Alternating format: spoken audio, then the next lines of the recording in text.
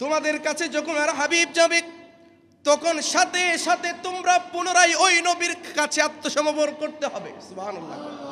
ওই নবীর কাছে ঈমান আনয়ন করতে হবে। সুম্মা জাআকুম রাসূলুম মুসাদ্দিকুল লিমা মাআকুম, যিনি তোমাদের কিতাবকে সত্যায়ন করবে। সুবহানাল্লাহ।